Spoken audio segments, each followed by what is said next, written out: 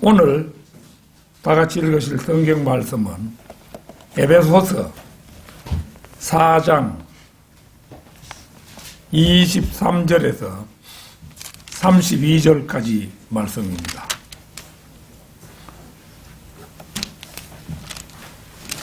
에베소서 4장 23절에서 32절까지 말씀.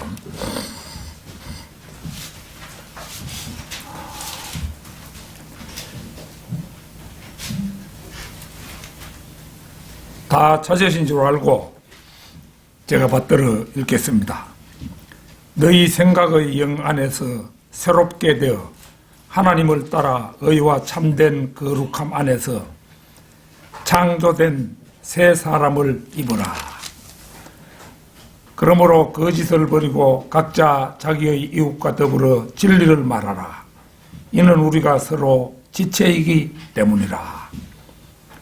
여기 이제 이웃이라는 말은 우리 가까이 사는 이웃을 말하는 것이 아니고 이제 그 형제 자매들을 가리킨 그런 말이죠. 화를 내되 죄는 짓지 말고 해가 지도록 분노를 품지 말며 마귀에게 틈을 주지 말라. 도둑질하는 자는 더 이상 도둑질하지 못하게 하고 오히려 일하게 하라. 그가 손수 선한 일을 하여 궁핍한 자를 구제할 수 있게 하라. 너희 입에서 어떠한 더러운 말도 나오지 아니하게 하고 오직 서로를 세우는데 필요한 좋은 것만을 말하여 듣는 자들에게 은혜를 끼치게 하라. 하나님의 거룩한 영을 슬프게 하지 말라. 너희가 그로 인해 구속의 날까지 인치심을 받았느니라. 모든 신랄함과 분개와 분노와 고함 지르는 것과 욕설을 모든 악의와 함께 너희로부터 버리라. 너희는 서로 친절하고 다정다감하며 서로 용서하되 하나님께서 그리스도를 위하여 너희를 용서하신 것 같이 하라. 참으로 위대한 말씀이죠. 본문 말씀에 나와 있는 그대로 제목이 조금 길긴 합니다만은 의와 참된 거룩함 안에서 창조된 새 사람. 거기 본문 말씀에 이제 의와 참된 거룩함 안에서 창조된 새 사람을 입으라 이렇게 되어 있는데 입으라까지 했으면 더 좋겠습니다만은 지금 현재 것만 해도 너무 길기 때문에 의와 참된 거룩함 안에서 창조된 새 사람이라 이런 제목으로 말씀을 드리겠습니다. 새 사람이란 말은 성경에 꼭 3번 쓰인 말씀입니다. 그중 한 곳인 골로새서 3장 9절로 11절을 찾겠습니다. 골로새서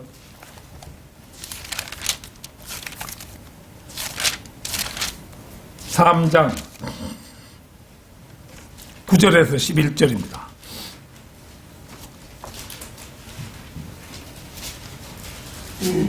서로 거짓말하지 말라. 너희가 그 행위와 함께 옛사람을 벗어버리고 그를 창조하신 분의 형상을 따라 지식 안에서 새롭게 된 새 사람을 입었으니 거기에는 헬라인이나 유대인이나 할례자나 무할례자나 야만인이나 스쿠디아인이나 종이나 자유인이 없고 오직 그리스도만이 모든 것이요 또 모든 것 안에 계시니라. 여기서 옛사람은 아담을 말하며 새 사람은 예수 그리스도 자신입니다. 한 사람이 예수 그리스도를 구주로 영접하게 되면 성령님이 그 사람 안으로 들어오셔서 예수 그리스도 곧 새 사람을 입습니다. 그분은 성도의 영을 한 몸은 우주적 교회를 가리킨 말이죠. 그 한 몸 안으로 결합시키십니다. 그에 따라 성도 안의 새 사람은 날마다 새로워집니다. 구원받지 못한 사람들이 새 사람을 입으려면 창조하신 분의 형상을 따라 새롭게 되지 않으면 안 됩니다. 그 일은 오직 그를 창조하신 분의 형상을 따라 지식 안에서 새롭게 된 새 사람을 입는 길 외에 다른 길은 없습니다. 새 사람을 입은 사람은 유대인이나 이방인, 할례자나 무할례자, 야만인이나 스쿠디아인, 이 스쿠디아인은 흑해주의에 사는 그 유목민을 가리키는 말입니다. 야만인이나 스쿠디아인, 종이나 자유인의 구별이 없고 오직 그리스도만이 모든 것이요 또 모든 것 안에 계시니라, 이렇게 단정합니다. 그리하여 그리스도 그분만이 성도들을 자신의 몸 안으로 집어넣으시며 아담이 범죄할 때 잃어버린 하나님의 형상을 회복시켜 주는 재창조자이십니다. 사람을 재창조한다는 말, 이 말에 제가 그 설교를 작성하면서 생각을 했습니다만은 이 우주도 하늘과 땅 이것을 하나님께서 재창조하셨잖아요. 그것과도 마찬가지로 최초의 사람 아담을 다시 창조해가지고 이제 아담이 잃어버린 하나님의 형상을 회복시켜 준다는 것이죠. 아울러 이 형상은 분명히 예수 그리스도 자신이시며 바울이 골로새서 1장 27절에서 말했던 바 그대로 너희 안에 계신 그리스도요 곧 영광의 소망 그 자체이신 것입니다. 오늘 저는 본문 말씀이 보여주는 그대로 의와 참된 거룩함 안에서 창조된 새 사람이 어떤 사람인지 낱낱이 밝혀보고자 합니다. 의와 참된 거룩함 안에서 창조된 새 사람. 첫째는 거짓을 버리고 각자 자기의 이웃과 더불어 진리를 말하는 사람입니다. 자, 오늘 본문 말씀 25절에서 그러므로 거짓을 버리고 각자 자기의 이웃과 더불어 진리를 말하라. 이는 우리가 서로 지체이기 때문이라. 그리스도인은 거짓을 벗어버려야 합니다. 우리는 동일한 몸의 지체들입니다. 여기에 계시는 그 구원받은 성도들은 우주적 교회의 구성원으로서 동일한 몸의 지체들입니다. 본문에서 이웃이란 말은 공간적으로 이웃에 사는 사람이 아니라 그리스도 안에 있는 다른 그리스도인들을 가리킵니다. 하나님께 거짓말하는 사람은 형제들에게 거짓말하는 것보다 악한 행동입니다. 그러나 많은 그리스도인들이 기도할 때 그런 죄를 범하기가 쉽습니다. 그리스도인이라 하여도 항상 정직하기는 극도로 어려운 일입니다. 이 사실을 인정하지 않는 그리스도인은 어떤 의미에서 스스로 거짓말하는 자입니다. 스가랴 8장 16절 17절 찾겠습니다. 스가랴 8장 구약 말라키 앞이죠.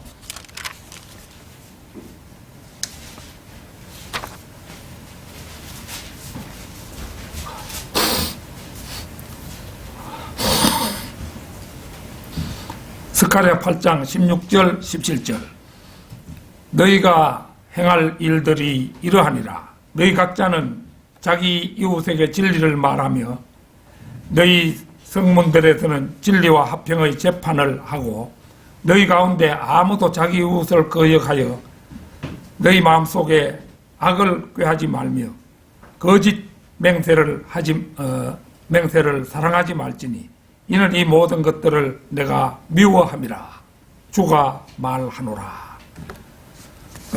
로마서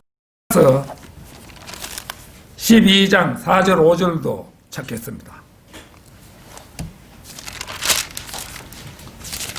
로마서 12장 4절 5절입니다.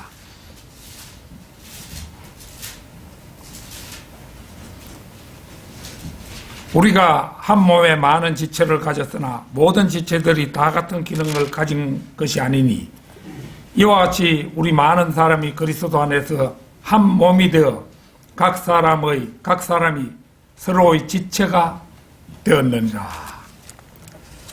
그 뒤에 9절 10절도 보겠습니다.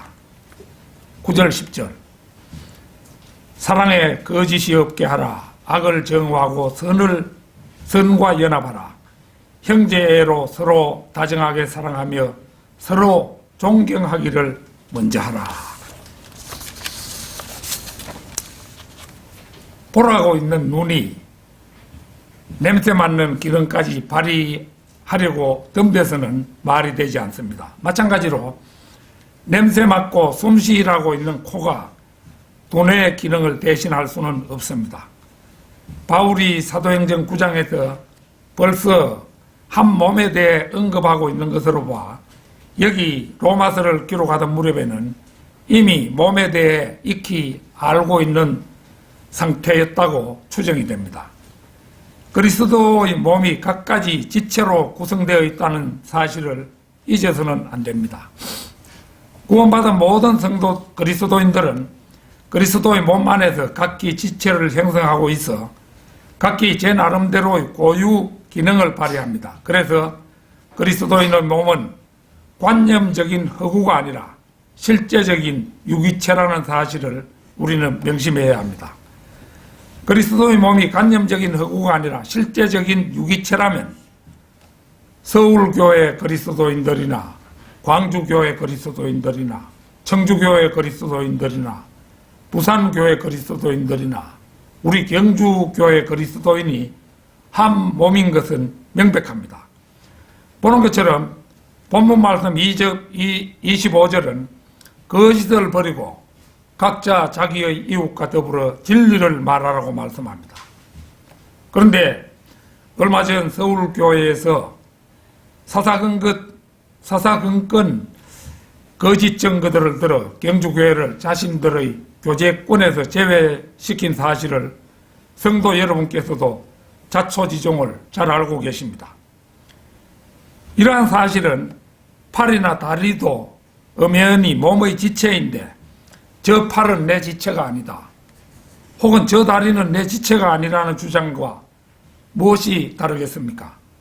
만약 성경대로 믿는 사람들의 교회가 유기체적이며 우주적인 한 몸이 분명하다면 팔이나 다리가 잘려져 나간 경우를 생각할 수는 없는 것입니다. 저는 전에 고향에서 살던 시절에 우리 이웃 할아버지 한 분이 발가락이 그 엄지발가락과 그 다음 발가락이 자꾸 겹쳐지는 바람에 그 중에 한 발가락을 잘라버렸어요. 하도 아프니까 걸으려고 하니까. 그래가지고 김천에 그 병원에 가서 이제 수술을 하고 와서 이제 그 발가락 하나를 잘랐죠. 수술을 해서 잘랐는데 그 경우를 이제 지켜보니까 발가락 5개 중 하나를 잘랐을 뿐인데 그 이웃 할아버지는 저는 걸음걸이를 하는 것을 보고 놀랐습니다. 자신의 지체 중 아주 작은 한 부분인 발가락 하나를 잘랐을 뿐인데도 전체 걸음걸이가 부자연스러워졌던 것입니다. 성경 말씀은 만고불변의 진리지요. 그러나 이제 우리가 서울교회로부터 교제권에서 제외됐다 할지라도 우리는 그것은 한 개인의 뜻일 따름이지 우주적인 교회에서 우리가 제외됐다 이런 의미가 아니기 때문에 우리는 그런 점에서 안심해도 좋습니다. 가령 그 서울 성경 침례교회 사이트에서 삭제됐을지라도 주님께서 이루어 가시는 우주적인 교회에 손상이 있는 것은 아닙니다. 우리는 여전히 하나님의 교회 한 지체로서 존재하고 있는 것입니다. 누가 개인에게 지역교회를 잘라버리라고 그런 무소불위의 권력을 준 적이 없습니다. 성경 66권 어디를 찾아보아도 그런 것은 허락한 적이 없는 것입니다. 마태복음 18장 6절을 찾겠습니다. 마태복음 18장 6절입니다.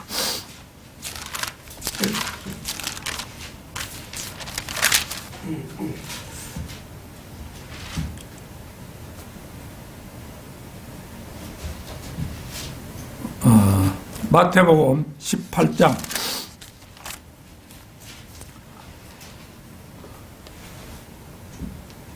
6절입니다.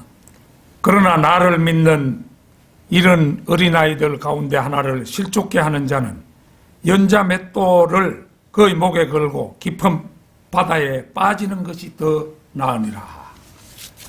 어린아이 하나를 실족시켜도 연자 맷돌을 목에 걸고 바다에 빠지는 것이 낫다고 하나님께서 말씀해 놓으셨는데, 그것도 몇 개의 지역교회를 그리스도의 몸에서 어떤 사람의 마음대로 잘라버리는 행위는 얼마나 더 큰 벌을 받아야 하겠습니까? 분명한 사실이잖아요. 그거는 의와 참된 거룩함 안에서 창조된 새 사람. 둘째, 화를 내되 죄를 짓지는 말고 해가 지도록 분노를 품지 말라는 것입니다. 화를 내되 죄는 짓지 말고 해가 지도록 분노를 품지 말며 마귀에게 틈을 주지 말라. 이게 오늘 본문 말씀 26절, 27절 말씀입니다. 그리스도인은 불의를 보았을 때는 화를 내야 합니다. 예수님께서도 마태복음 23장에서 위선자인 바리새인들과 서기관들에게 화를 내셨습니다. 그러나 그분은 장녀들이나 거지들에게는 오히려 부드럽게 대하셨습니다. 디도서 1장 13절을 보겠습니다. 네, 디도서 1장 13절입니다.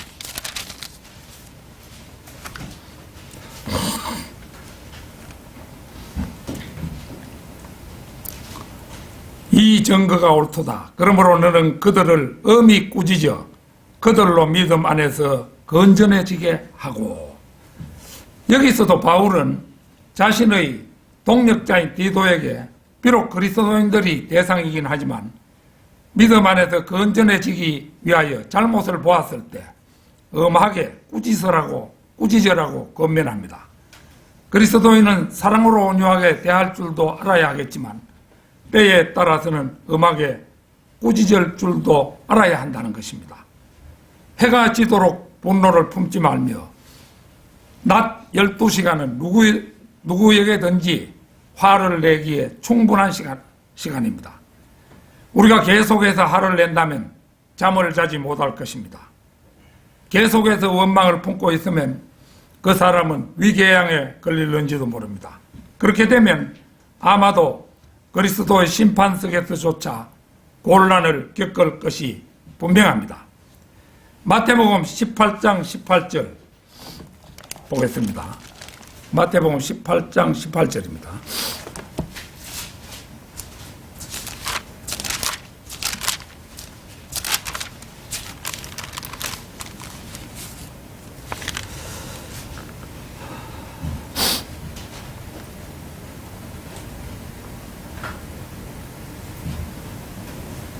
진실로 내가 너희에게 말하노니 무엇이든지 너희가 땅에서 묶으면 하늘에서도 묶일 것이요 또 무엇이든지 너희가 땅에서 풀면 하늘에서도 풀어지리라. 이렇게 말씀하고 있죠. 그러니까 해가 지도록 분노를 품고 있고 그렇게 해서는 안 되는 거죠. 오늘의 본문 말씀은 마귀에게 틈을 주지 말라고 그렇게 말씀하고 있죠. 그리스도인이 계속해서 원망을 품고 있으면 마귀에게 틈을 주는 것이라고 말씀합니다. 즉 우리가 지속적으로 원망이나 욕심을 품고 있을 때 마귀는 그것을 이용합니다. 열왕기상 21장에서 아합이 자기 궁에서 가까운 나봇의 포도원을 탐내어 자기 것으로 만들고자 하였으나 뜻대로 되지 않자 급기야 음식을 먹지 않기까지 합니다. 그러자 아내 이세벨이 그 까닭을 묻고 자신이 그 일을 해결해 주겠다고 나섭니다. 그리하여 벨리알의 아들 두 사람을 동원해서 나봇에게 죄를 씌우고 그를 돌로 쳐 죽이는 살인을 범합니다. 하나님께서는 선지자 엘리야를 보내어서 아합과 이세벨의 비참한 최후를 통보하기에 이릅니다. 이 사건이야말로 야고보서 1장 15절 그러므로 욕심이 잉태하면 죄를 낳고 죄가 장성하면 사망을 낳느니라는 말씀이 한치 어그러짐이 없이 응한 경우로 할 것입니다.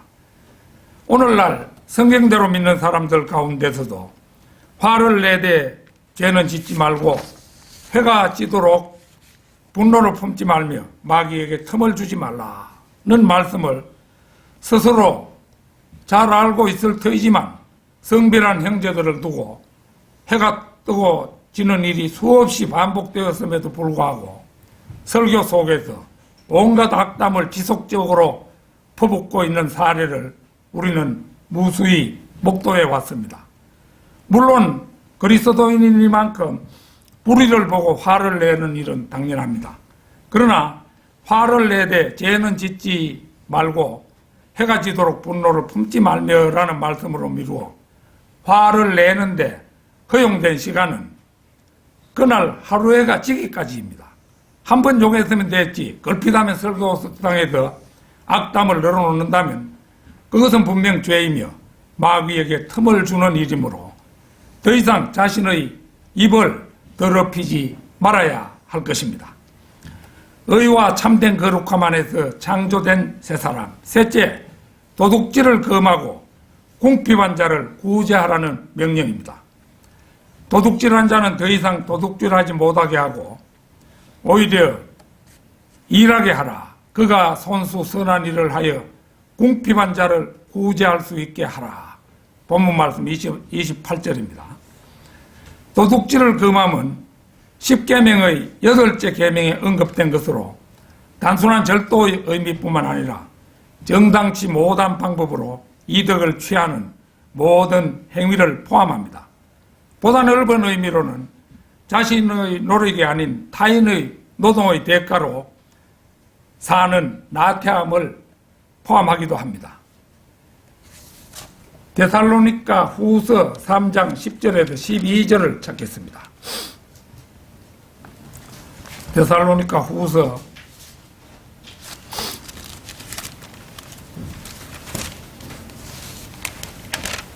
3장 10절에서 12절입니다.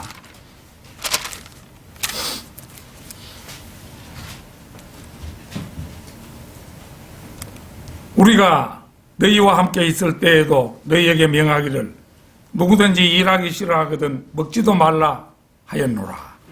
우리가 들으니 너희 가운데서 무질서하게 행하여 전혀 일하지 않고 참견 잘하는 사람이 있다 하니 이제 우리가 우리 주 예수 그리스도를 통하여 이런 자들에게 명하고 권하노니 조용히 일하고 자기 양식을 먹으라.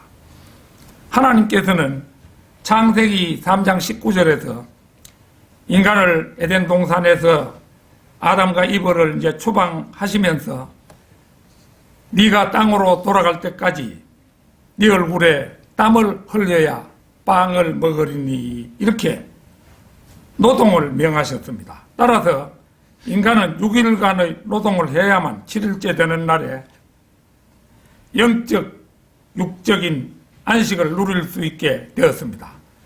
환원하면 6일간의 노동을 통해서 생계를 유지하는 한편 7일째 되는 날 노동의 성과로 하나님께 영광을 돌려야 하는 의무와 책임을 부여받게 된 것입니다. 오늘날 5일간 일하고 이틀을 쉬는 제도는 인간이 일하지 않고 좀 더 즐기고자 하는 일종의 편법이라고 할 것입니다. 누구든지 일하기 싫어하거든 먹지도 말라. 이것은 그리스도인이면 누구나 준수해야 할 법이라고 할 수 있습니다. 바울 자신은 이방인과 복음을 맡은 사도로서 성도들의 헌금을 쓸 권리와 자격이 있는 사람이었지만 혹시나 복음 전파에 걸림돌이 될까봐 천막 깁는 일을 몸소 하면서 생활비를 벌어 사역에 임했던 사실을 우리는 잘 압니다. 너희 가운데 무질서하게 행하여 전혀 일하지 아니하고 참견 잘하는 자들이 있다 하니, 이 말로 미루어 볼 때 일할 수 있음에도 불구하고 빈둥거리며 쓸데없이 일에 참견하기를 좋아하는 사람들은 그 옛날에도 지금이나 마찬가지로 있었던 모양입니다.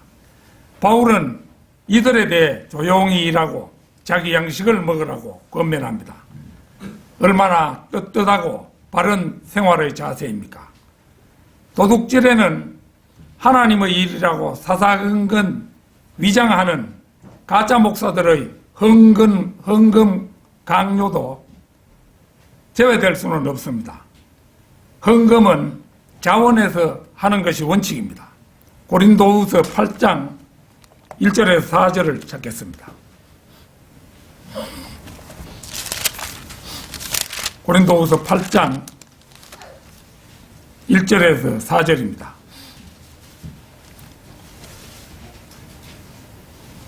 형제들아, 우리는 마케도니아 교회들에게 주신 하나님의 은혜를 너희에게 알게 하노라. 큰 환난과 시련 가운데서도 그들의 기쁨이 넘치고 그들의 심한 궁핍에도 풍부한 연보를 넘치게 하였느니라. 내가 증거하노니 그들은 자기들의 능력에 따라 하였고 또 능력 이상으로 자원하여 하였으며 우리가 은혜를 받을 것과 성도들을 섬기는 일에 동참할 것을 많은 애원으로 우리에게 간청하였느니라. 방금 우리가 읽어본 말씀에 따르면 마케도니아 성도들은 심한 궁핍 가운데서도 풍부한 연보를 했다고 바울은 전하고 있죠. 그러나 심한 궁핍에도 풍부한 연보는 강요에 의한 것이 아니라 능력 이상으로 자원함에 의한 것이라고 내막을 알려줍니다. 스스로 원해서 한 것이에요. 자원함이라는 것은. 즉 마케도니아 교회 성도들은 그들이 받은 하나님의 은혜에 감격하여 주머니 사정을 벗어나면서까지 드렸다는 것입니다. 최근 서울의 모 교회는 대규모 건축을 하면서 성도들에게는 한 푼도 받지 않고 오로지 하나님께서 해주신다고 광고나 설교 시간을 통해 입버릇처럼 말해왔습니다. 그런데 최근 들려오는 소식에 따르면 성도들에게 건축 헌금을 강제하고 있다는 그런 소문을 들었습니다. 밖으로는 한 푼도 받지 않는다고 공표하면서 각 가정마다 할당금을 정해놓고 받고 있다는 것입니다. 이런 행태야말로 가짜교회 목사들이 대형 건물을 하나님의 이름과 명령을 빙자하여 무리하게 지으면서 자기 교회 교인들을 쥐어짜는 전형적인 수법이 아닐 수 없습니다. 이런 일을 성경대로 믿는 교회가 자행하고 있다면 실로 큰 모순이 아닐 수 없으며 비난받아 마땅한 처사라 할 것입니다. 그 뒤 고린도후서 8장 12절 한번 보겠습니다. 12절.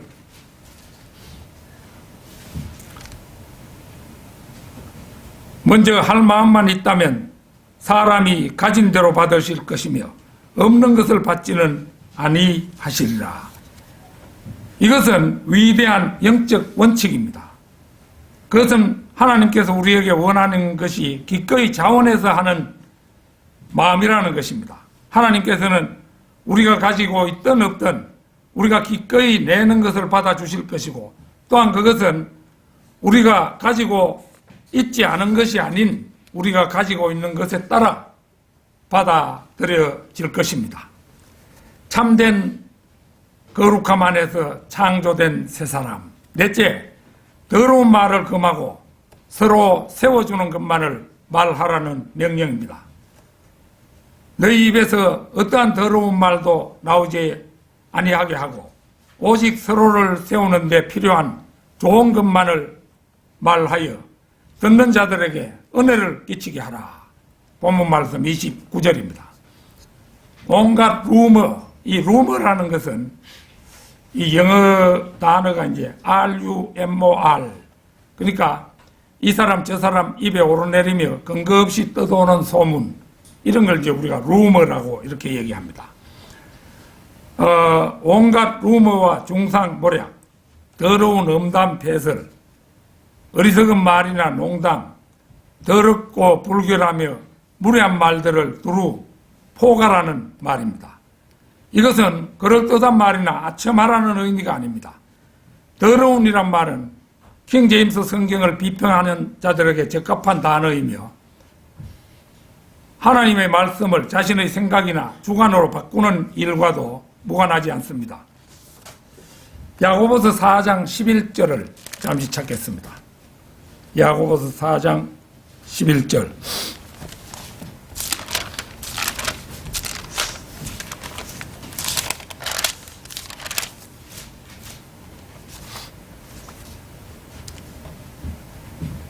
형제들아, 서로 비방하지 말라. 자기 형제를 비방하는 자나 판단하는 자는 율법을 비방하고 율법을 판단하는 것이라. 만일 네가 율법을 판단하면 율법을 행하는 자가 아니라 재판관이로다. 비방하고 판단하는 것은 재판관석에 앉아있는 재판관이나 할 수 있는 말입니다. 누군가 재판관이 하는 말을 할 수 있으려면 누가 율법을 지키고 누가 지키지 않는가를 심판할 수 있어야 합니다. 그러자면 그는 그 자신부터 돌아보아야 할 입장에 놓이게 됩니다. 이것은 비유하자면 가시방석에 앉아있는 것과도 같습니다. 따라서 누가 재판관이 된다는 것은 그 자신에게 불리하면 불리했지 이로울 것은 없습니다. 만일 네가 율법을 판단하면 율법을 행하는 자가 아니라 재판관이로다 라는 말은 다른 말로 하면은 그래 가시방석에 앉아있으니 얼마나 괴로운 일이냐고 빈정대는 말에 다름이 아닙니다.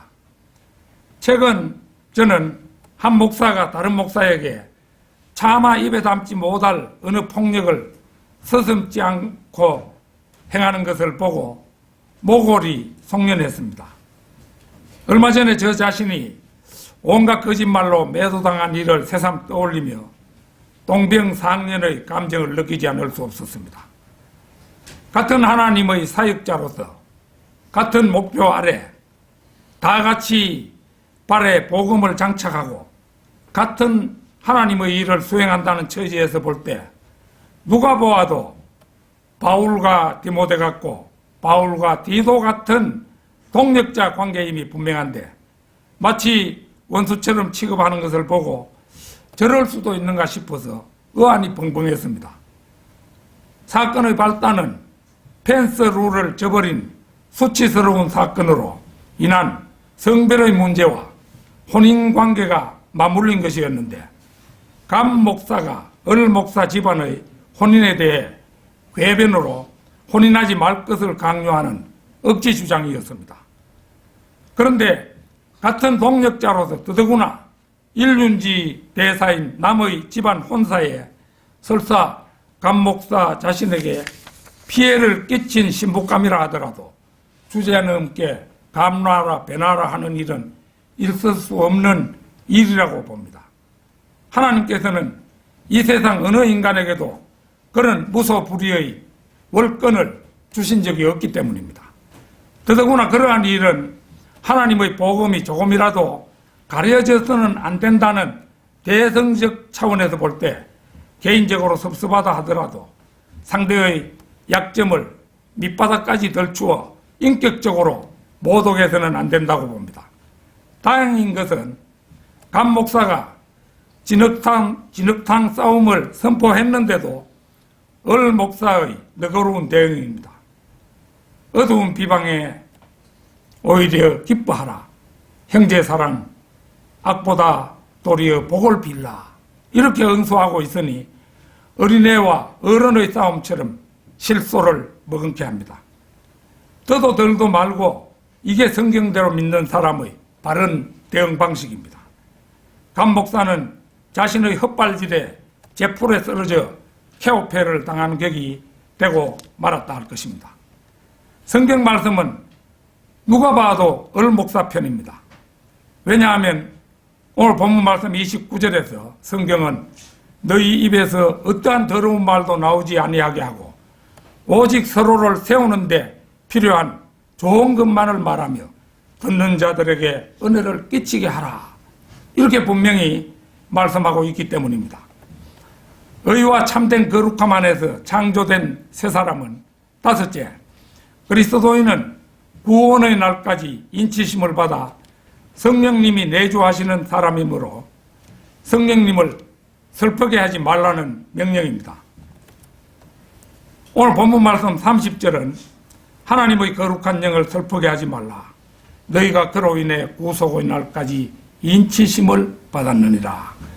성령께서는 인격체이시기 때문에 그분을 슬프게 하거나 거역하거나 그분께 거짓말할 수 있습니다. 베드로후서 2장 9절을 찾겠습니다. 베드로후서 2장 9절입니다.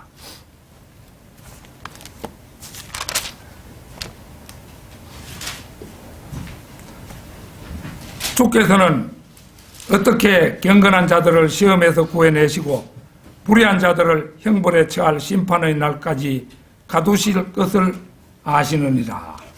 하나님께서는 경건한 자들이 있을 곳이 못 되는 곳에 그대로 방치해 두지 않으십니다. 예컨대 의로운 롯은 있을 곳이 못 되는 곳에 있었습니다. 그래서 하나님께서는 그를 그곳에서 밖으로 옮기셨습니다. 마찬가지로 하나님께서는 불의한 자들도 그들이 있을 곳이 못 되는 곳에 그대로 방치해 두지 않으십니다. 노아 때 자신의 위치를 이탈한 천사들을 홍수로 진멸해 불의한 자들을 경건한 자들로부터 떼어내어 형벌에 처할 심판의 날까지 흑암의 사슬에 묶어서 가두어 두시는 분이 하나님이십니다.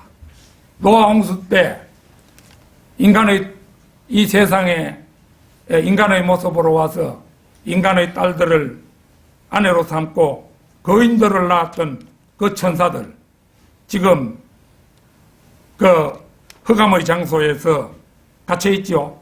그 자들은 이제 최후의 백보자 심판에서 처량하게 끌려 나와서 우리 성도들에게 재판을 받게 될 것입니다. 그리스도인은 구속의 날까지 인치심을 받았습니다. 보호하시는 분이 그날까지 인치신 자들을 보호하실 것입니다. 고린도전서 1장 7절에서 9절을 찾겠습니다. 고린도전서 1장 7절에서 9절입니다.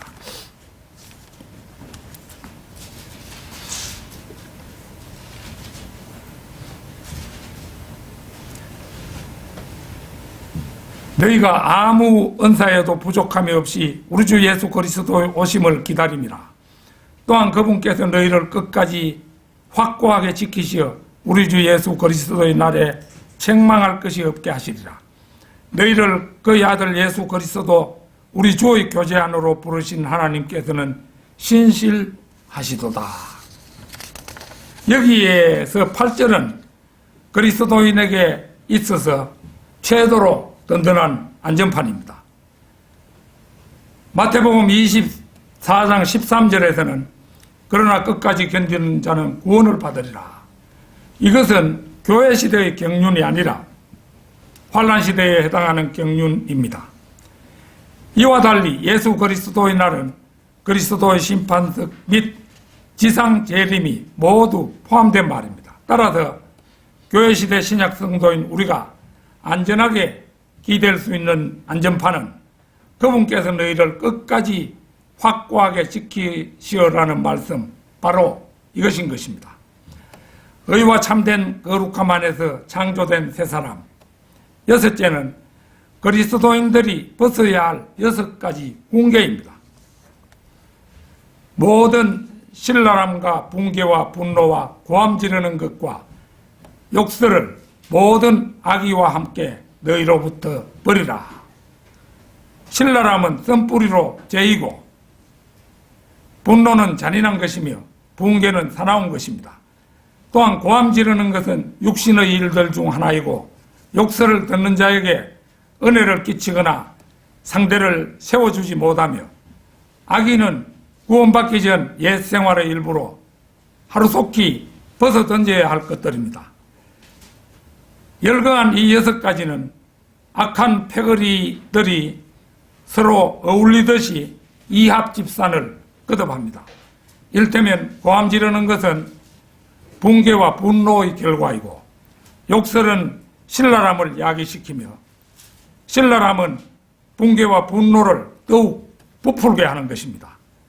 인격체이신 성령님께서는 어리석은 말, 농담, 죄와 불결함, 모든 불의, 거짓말, 빈둥거림, 과장, 무관심, 감사하지 않음, 불평, 투덜거림, 인색함, 질투, 진리의 변개, 하나님께 찬양 드리지 않음 등으로 성령님을 슬프게 합니다. 우리는 혹시라도 이런 것들에 연루되었다면 즉시 회개할지언정 자기 입술을 함부로 형제자매에게 놀려 성령님을 슬프게 해서는 안 될 것입니다. 결론적으로 오늘 32절 말씀은 오늘 전체 말씀의 결론이라 할 만합니다. 자, 32절 제가 읽겠습니다. 너희는 서로 친절하고 다정다감하며 서로 용서하되 하나님께서 그리스도를 위하여 너희를 용서하신 것 같이 하라. 이 말씀은 서로 친절하고 다정다감하며 서로 용서하되 라는 3가지로 요약됩니다. 읽음 보아서는 쉬울 것 같습니다. 그러나 이 가장 쉬운 것들이 실천하기에는 가장 어려운 것들입니다. 인간적인 상처와 모욕은 간과하고 잊고 용납하고 무시되어야 합니다. 그러나 그것이 쉽지가 않습니다. 명예를 훼손당하거나 욕을 먹었을 때 보복하거나 되돌려 갚겠다는 생각은 인간의 옛 성품의 일부입니다. 그러나 이건 역시 우리가 버리고 극복하기에는 결코 쉬운 일이 아닙니다. 마귀의 하수인들은 마귀의 속성을 그대로 가지고 시도 때도 없이 마치 바닷가에 서서 보면 쉴 새 없이 파도가 밀려오듯이 집요하게 우리를 공격해 오기 때문입니다. 다만 때로는 사나운 야생마를 의도대로 부리기 위해서는 붙잡아 재갈을 물리듯이 가끔은 마귀의 하수인이 된 자에게도 재갈을 물리는 일은 필요하다고 봅니다. 그냥 주면 하나님의 복음이 왜곡되고 막힐 가능성이 있으므로 경우에 따라서는 엄하게 겁을 주어서 잠잠게 해야 한다고 봅니다. 한 사람이 누군가를 욕할 때 그것이 정당한 것이라면 누구도 그 입을 다물게 할 수는 없습니다. 그러나 기회 있을 때마다 똑같은 욕을 되풀이하는 자에게는 그냥 두지 않고 고발하겠다는 내용 증명 한 장 정도는 필요한 것입니다. 더구나 그것으로 사납던 입이 쥐죽은 듯 고요해졌다면 그것은 욕한 사람의 욕이 정당하지 못하다는 증거이므로 그 이상의 좋은 재갈은 없다고 할 것입니다. 우리 사도행전에서 처음에 함께 출발했던 바울과 바나바가 피차 갈라서는 장면을 볼 수가 있죠.